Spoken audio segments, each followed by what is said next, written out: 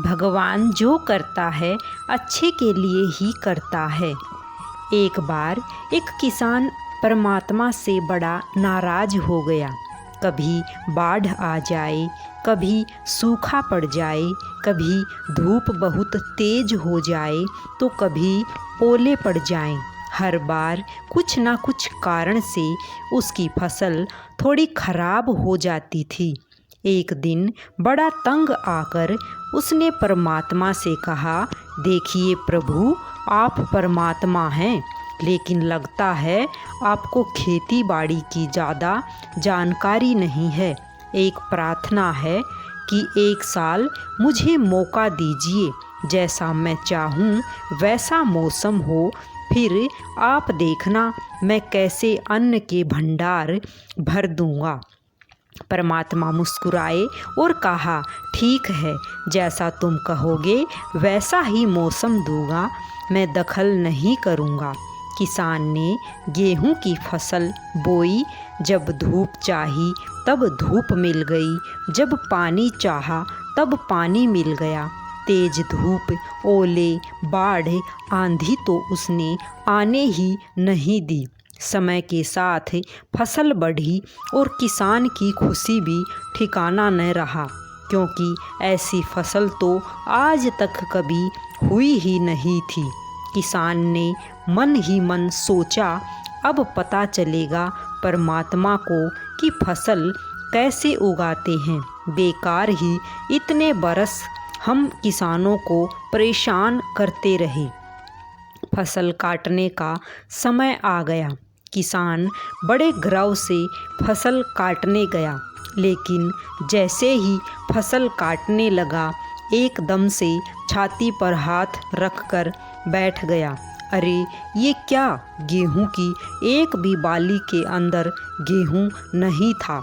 सारी बालियां अंदर से खाली थीं। बड़ा दुखी होकर उसने परमात्मा से कहा, प्रभु ये क्या हुआ? तब परमात्मा बोले, ये तो होना ही था। तुमने पौधों को संघर्ष का जरा सा भी मौका नहीं दिया।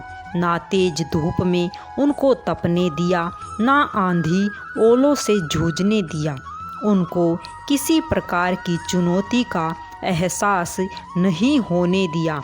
इसलिए सब पौधे खोखले रह गए।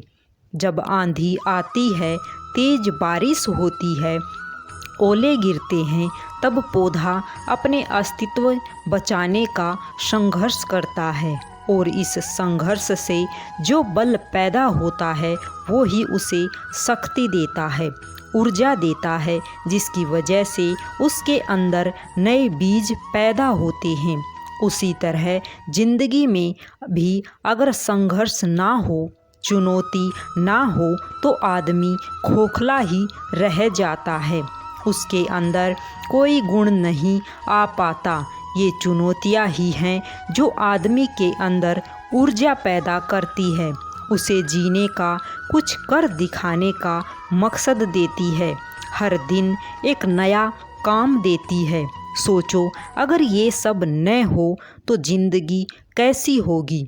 इसलिए चुनौतियों से डरो या भागो नहीं, बल्कि उनसे कुछ नया सीखने की कोशिश करो। जैसा सोना आग में तपकर कुंदन बनता है, इसी तरह से इन चुनौतियों में खुद को तपाओ।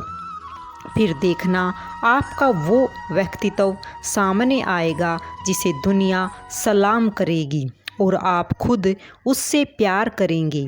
इस कहानी से हमें शिक्षा मिलती है, भगवान जी जो भी करते हैं वह अच्छे के लिए ही करते हैं। बस हमें ही यह बात समझ में नहीं आती।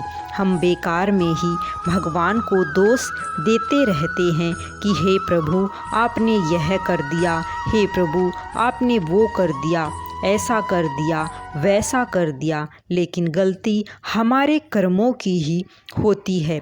प्रभु तो जो करते हैं अच्छे के लिए ही करते हैं। जो होता है अच्छे के लिए ही होता है। इसलिए इस कहानी से आपको यह बात समझ में आ गई ही होगी कि हमें ईश्वर की मर्जी में ही अपनी मर्जी रखनी चाहिए। सभी को राधे राधे, सभी को जय श्री कृष्णा।